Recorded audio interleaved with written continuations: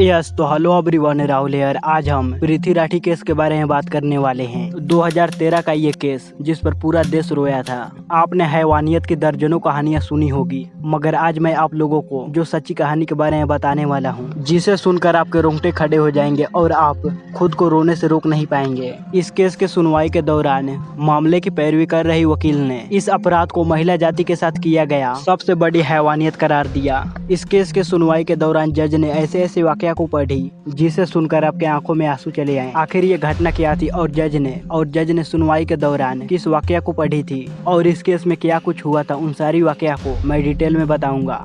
तारीख 1 मई 2013। ये तारीख आम लोगों के लिए तो वैसे ही थी जैसे उनकी जिंदगी चल रही थी, मगर दिल्ली के नरेला में रह रही प्रीति राठी के लिए ये दिन बहुत ही खास था। आज पहली बार प्रीति राठी दिल्ली के बाहर जाने वाली थी। पहली बार घर से बाहर जाने की वजह से प्रीति राठी के मन में थोड़ी घबराहट भी थी, मगर खुशी भी थी, क्योंकि प्रीति ने ऐसे कारनामे किए थे जिससे पूरे परिवार को प्रीति के ऊपर गर्व था।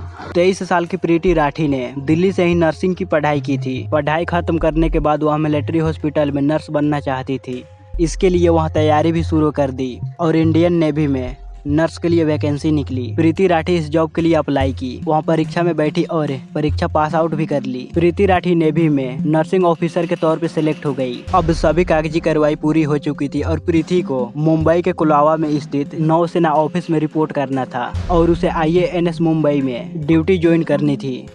इसी वजह से प्रीति दिल्ली से मुंबई जा रही थी और पहली बार इसीलिए उसे छोड़ने के लिए उसके पिता अमर सिंह राठी, चाचा विनोद कुमार दैया, चाची सुनीता दैया भी साथ में जा रहे थे। इन सभी को गरीब रथ एक्सप्रेस से मुंबई के रेलवे स्टेशन बांद्रा टर्मिनल पहुंचना था। 1 मई 2013 को ट्रेन दिल्ली के निजामुद्दीन स्टेशन पे आकर रुक जाती है। ट्रेन रुकते ही प्रीति अपने परिवार वालों के साथ जल्दी से ट्रेन में चढ़ जाती है।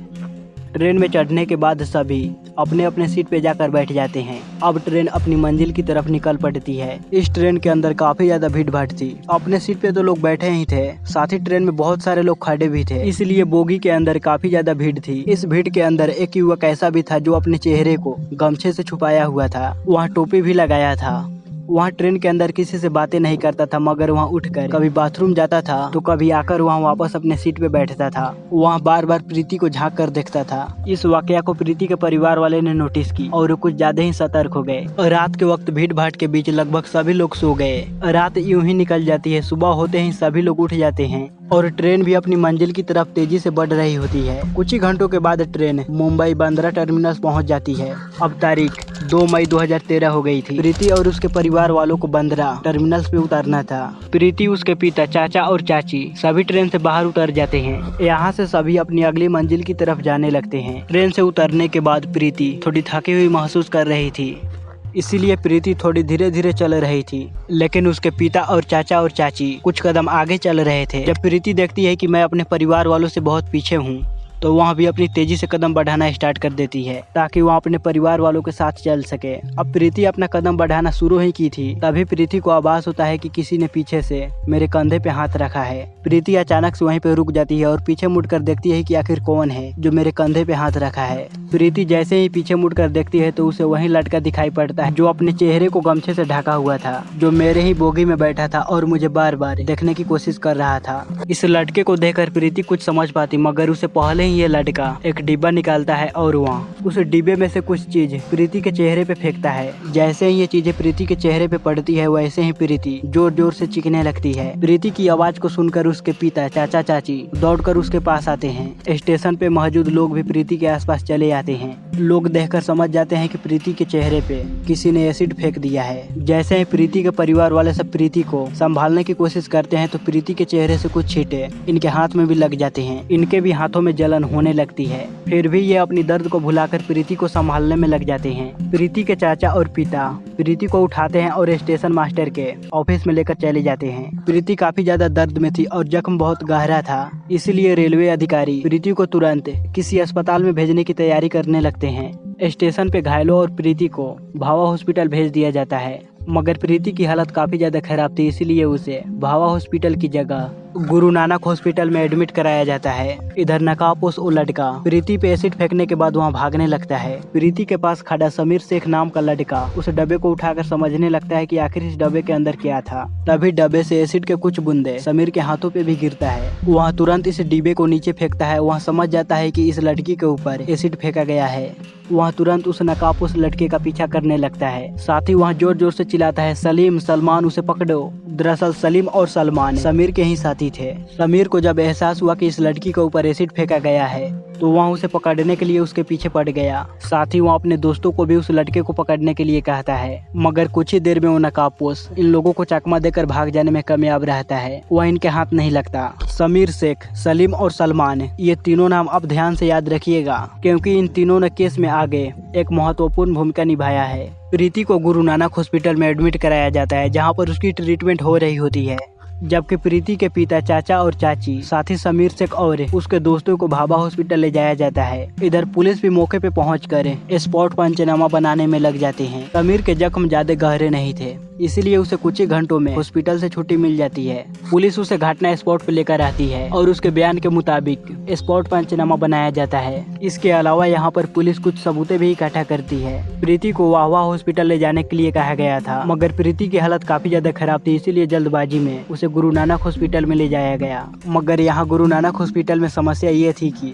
बर्न यूनिट नहीं था। यहाँ पर कई अन्य सुविधाओं की भी कमी थी, इसीलिए कुछ ही देर के बाद प्रीति को गुरु नानक हॉस्पिटल से मसीना हॉस्पिटल रेफर कर दिया जाता है। मसीना हॉस्पिटल पहुंचते ही प्रीति का इलाज शुरू कर दिया जाता है और इधर पुलिस प्रीति की बयान को दर्ज करने के लिए मसीना हॉस्पिटल पहुंचती है, मगर जख्म इतना ज्यादा गहरा था कि प्रीति की आवाज जा चुकी थी। प्रीति का चेहरा बुरी तरह जल चुका था और उसके गले पर भी एक बहुत ही गहरा घाव था। इस वजह से प्रीति के बयान को दर्ज नहीं किया जा सका। प्रीति के शरीर पे गहरे जख्म जरूर थे, मगर प्रीति का हौसला अभी टूटा नहीं था। वह अपने पूरे जज्बे के साथ लड़ाई कर रही थी। प्रीति चाहकर तो कुछ नहीं बोल पा रही थी, इसीलिए वो अपने हाथों से लिखने का इशारा करती है। प्रीति को पेन और पेपर दिया गया। प्रीति उस पे लिखी और अपने माता पिता से बातें की। अब ये एसिड वाली खबर मीडिया तक भी पहुंच चुकी थी और धीरे धीरे कर न्यूज़पेपर और टेलीविजन पे भी आने लगी। देखते ही देखते ये मुद्दा पूरे देश भर में छा गया। लोग सड़कों पे उतरने लगे और देश के कई हिस्सों में विरोध प्रदर्शन किए जाने लगा।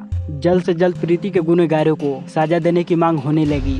पुलिस के ऊपर भी भारी दबाव था कि वो तुरंत मुजरिम को गिरफ्तार करे, मगर पुलिस के पास समस्या ये थी कि अपराधी के खिलाफ कोई भी क्लू नहीं मिल रहा था। हालांकि स्टेशन पे मौजूद कुछ गवाहों के मुताबिक अपराधी का स्केच पुलिस ने तैयार करवा दिया था और अपराधी की तलाश शुरू हो गई, मगर अब भी पुलिस के हाथ खाली थे। इसी बीच 4 मई 2013 को पवन कुमार नाम का लड़का प्रीति की बहन तनु के पास कॉल करता है और पूछता है कि प्रीति की हालत कैसी है। पवन कुमार बीटेक का स्टूडेंट था और उसकी पहचान प्रीति से पहले से ही थी। इस बारे में तनु अपने पिता अमर सिंह राठी को देती है। अमर सिंह इस बारे में जांच कर रहे पुलिस अधिकारियों को भी बताते हैं कि पवन नाम के लड़के ने घर पे कॉल कर प्रीति के हालचाल के बारे में पूछा है। ये जानकारी मिलते ही पुलिस जो स्केच गवाहों के बयान के मुताबिक बनवाया था उस स्केच को प्रीति को दिखाते हैं और पूछते हैं कि क्या तुम इस लड़के को जानती हो। जवाब में प्रीति 3 नाम लिखती है, सत्यम, अंकुर और पवन कुमार। प्रीति के मुताबिक स्केच में दिख रहा लड़का इन तीनों में से एक था। अब क्योंकि प्रीति ने पवन कुमार का नाम लिया और पवन कुमार ने उसके घर पे फोन कर प्रीति के हालचाल के बारे में पूछा,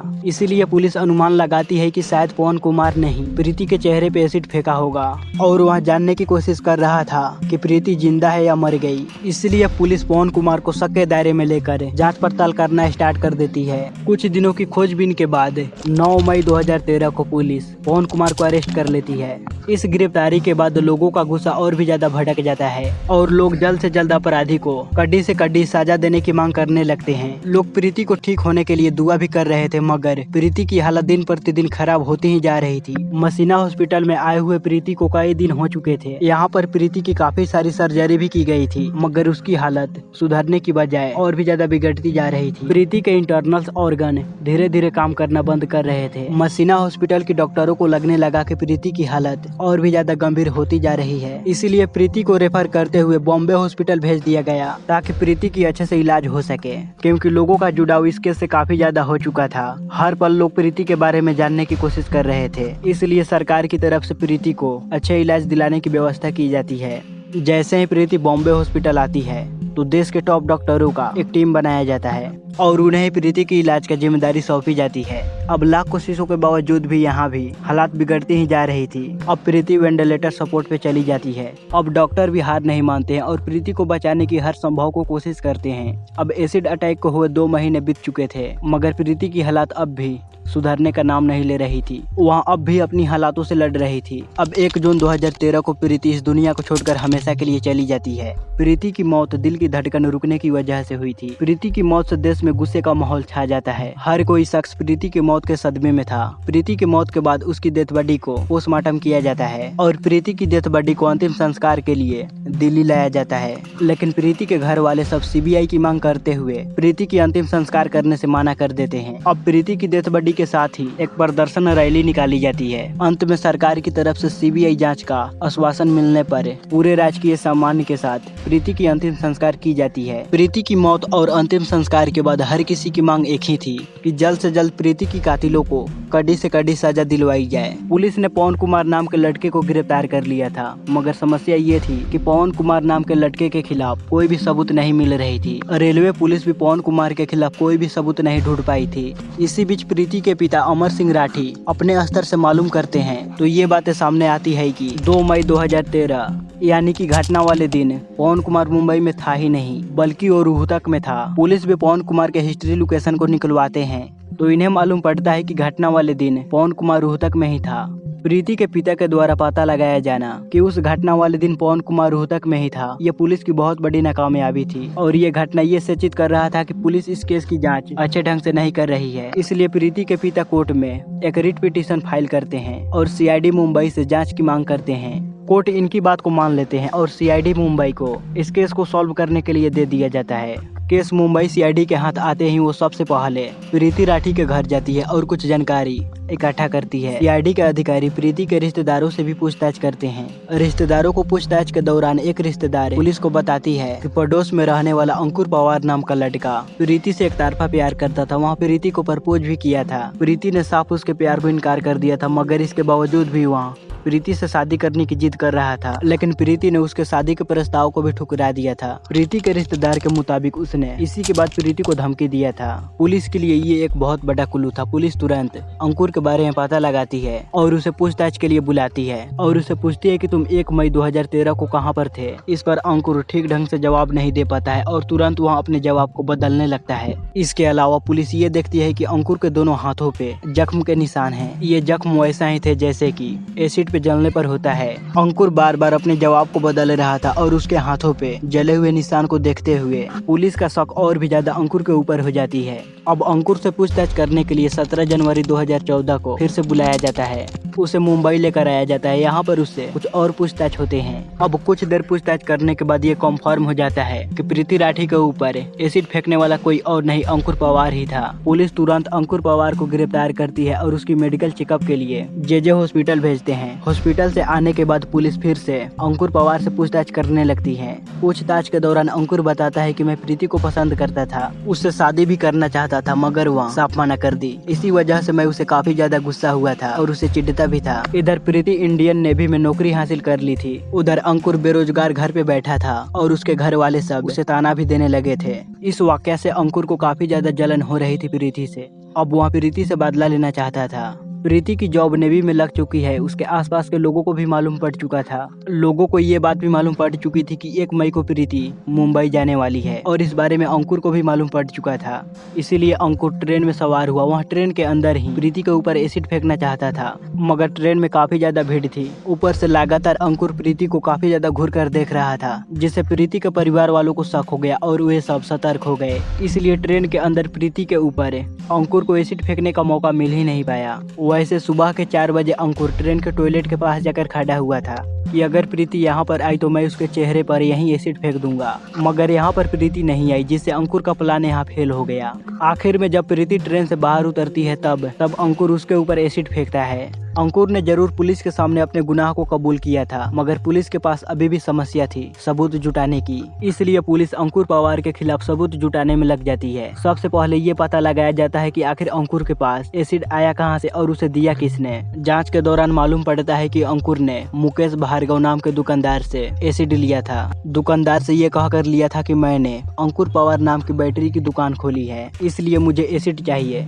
अंकुर ने दुकानदार को कहा था कि आगे भी मुझे बहुत सारे एसिड चाहिए, मगर ज्यादा एसिड खरीदने से पहले मैं एक छोटा सा सैंपल देखना चाहता हूँ। इसलिए दुकानदार ने उसे सैंपल के तौर पे 2 लीटर एसिड हॉर्लिक्स के डिब्बे में दिया था। सबूत और भी ज्यादा मजबूत करने के लिए अंकुर की फोन डिटेल्स को निकाला जाता है, तो मालूम पड़ता है कि 1 मई को अंकुर दिल्ली के निजामुद्दीन रेलवे स्टेशन पर था। फिर उसकी लोकेशन 2 मई को यानी कि घटना वाले दिन बांद्रा टर्मिनस पे थी। अब अंकुर की आइडेंटिटी कंफर्म करने के लिए पुलिस आई विटनेस के सामने आइडेंटिफिकेशन परेड करवाता है। आइडेंटिफिकेशन परेड करवाने के दौरान कई सारे विक्टिम को सामने खड़ा कराया जाता है। उन विक्टिम में अंकुर भी सामने होता है। इसके बाद उन लोगों को भी बुलवाया जाता है जिसने गवाही दी थी कि हमने एसिड फेंकने वाले को देखा है। उन गवाहों में समीर शेख, सलीम शेख और सलमान शेख अंकुर को देखते ही पहचान लेते हैं और पुलिस वालों को बताते हैं कि वो यही लड़का है जिसने रेलवे स्टेशन पे एसिड फेंक कर भागा था। अंकुर जैसे ही एसिड को फेंक कर तुरंत पीछे मुड़ा था तो उसके चेहरे से वो गमछा हट गया था और समीर शेख ने सबसे पहले एसिड फेंकने वालों को पकड़ने की कोशिश की थी और भागने के दौरान भी अंकुर ने पीछे मुड़कर देखा था, तो उस वक्त भी समीर शेख ने अंकुर के चेहरे को देख लिया था। इसके अलावा सलीम और सलमान भी अंकुर के चेहरे को देख लिया था, इसलिए परेड के दौरान इन सब ने अंकुर को पहचान लिया। परेड के दौरान समीर इस बात की भी पुष्टि करता है कि पुलिस ने जो डाबा घटनास्थल से बरामद किया था वही डाबा मैंने अंकुर के हाथ में भी देखा था। इनके अलावा पवन मालवीय नाम का भी आदमी अंकुर का पहचान करता है। इसके अलावा एक और व्यक्ति परेड के दौरान अंकुर की पहचान करता है और इस बात की भी गवाही देता है कि उस रात अंकुर ट्रेन में मौजूद था और लगभग उन्होंने 4 बजे अंकुर को टॉयलेट के पास खड़ा हुआ देखा था। सभी पुख्ता सबूत जमा करने के बाद अंकुर पवार को मुख्य आरोपी बनाते हुए चार्जशीट फाइल की जाती है और मामले की सुनवाई Special City Civil and Session Court Greater Mumbai में होती है। ये सच्चाई जानकर आपका खून खौल उठेगा। जब अंकुर को सुनवाई के लिए कोर्ट में लाया जाता है तो वहाँ अक्सर मुस्कुराते हुए आता है और वह कई बार बैटरी की साइन को भी दिखाता है। कोर्ट में सुनवाई के दौरान पुलिस की तरफ से टोटल 37 गवाह पेश किए जाते हैं। कोर्ट में भी समीर, सलीम, सलमान आकर अंकुर की पहचान करते हैं। सभी सबूतों गवाहों को देखने के बाद आखिरकार स्पेशल कोर्ट के द्वारा प्रीति राठी की अपराधी अंकुर पवार को आईपीसी धारा 302 के तहत और धारा 326 पी के तहत दोषी पाते हुए कोर्ट मौत की सजा सुनाती है। साथ ही 5000 रुपयों का जुर्माना भी लगाती है। ये भारत के इतिहास में एक पहला ऐसा केस था जिसमें एसिड अटैकर को फांसी की सजा सुनाई गई। इस मामले में पैरवी कर रहे स्पेशल पब्लिक प्रोसिक्यूटर AM चिंबलकर ने अंकुर की दरिंदगी को किसी भी महिला के खिलाफ की गई अब तक की सबसे बड़ी हैवानियत करार दिया था।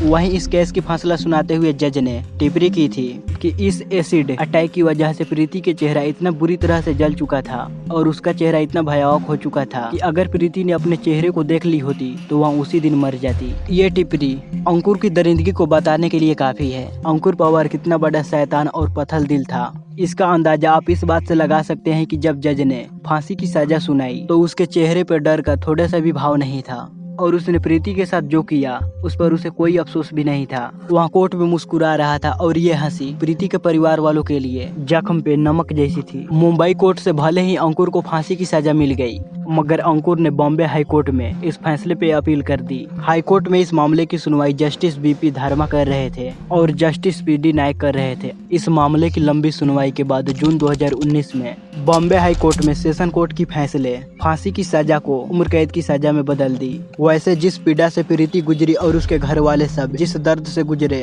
उसके लिए उम्र कैद तो क्या फांसी की भी सजा कम थी। और इसी के साथ प्रीति राठी की स्टोरी खत्म होती है। सो गाइज, आपको यहाँ वीडियो कैसा लगा प्लीज हमें लाइक और कमेंट कर जरूर बताइएगा और इस चैनल पर पहली बार आए हैं तो इसे सब्सक्राइब भी कीजिएगा।